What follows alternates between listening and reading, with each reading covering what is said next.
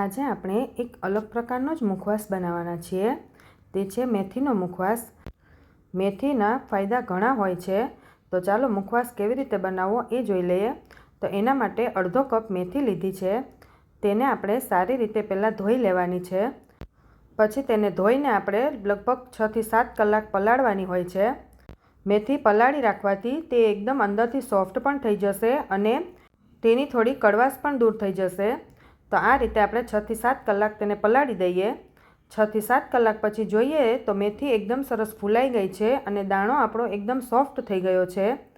તો હવે આપણે તેનું પાણી કાઢી લેવાનું છે। પાણી કાઢી લીધા પછી પાણી આપણે ફેંકી નથી દેવાનું। આ પાણી તમે કોઈ પણ સ્પ્રે બોટલમાં ભરીને ફ્રીજમાં મૂકી દો તો પણ ચાલે। અને જ્યારે આપણે માથું ધોવું હોય ત્યારે આપણે સ્પ્રે કરી લેવાનો વાળમાં। આ મેથીના પાણીનો માથામાં સ્પ્રે કર્યા પછી 2 કલાક રહેવા દેવાનું। પછી તમે જે શેમ્પૂ કરતા હોય એ શેમ્પૂથી આપણું માથું ધોઈ લેવાનું। આ પાણી ખૂબ જ ફાયદો કરે છે હેર ગ્રોથ માટે, અને વાળમાં ડેન્ડ્રફ હોય તો પણ આપણને દૂર કરે છે, અને વાળમાં શાઇન પણ ખૂબ જ સરસ આવે છે, વાળને સિલ્કી પણ કરે છે। એટલે મેથીના ફાયદા ઘણા હોય છે।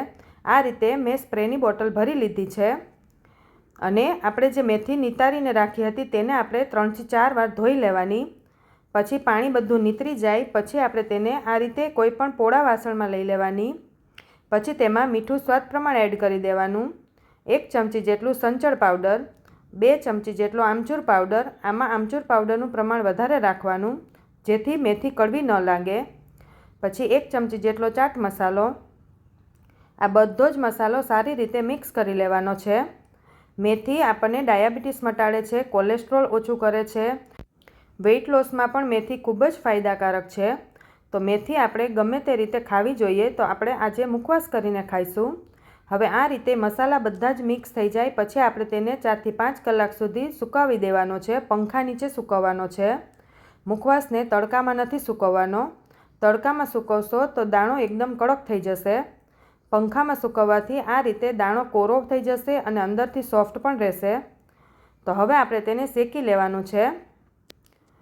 આપણે જે બીજા તલના ને એના મુખવાસ શેકીએ એ રીતે જ શેકવાનો છે।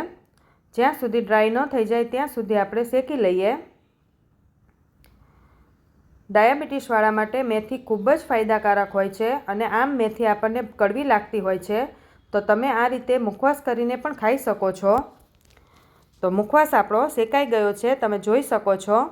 તો હવે આપણે તેને એક ડીશમાં લઈ લેવાનો છે, અને તેને ઠંડો થાય પછી કોઈ પણ કાચની બોટલમાં ભરી દેવાનો। આ મુખવાસ જમ્યા પછી થોડો ખાઈ લેવાનો જેથી પાચન શક્તિ પણ સારી થશે, ડાયાબિટીસમાં પણ ઘણો ફાયદો થશે। તો તમે પણ ઘરે જરૂરથી ટ્રાય કરજો, અને હા, સબસ્ક્રાઈબ કરવાનું ન ભૂલતા।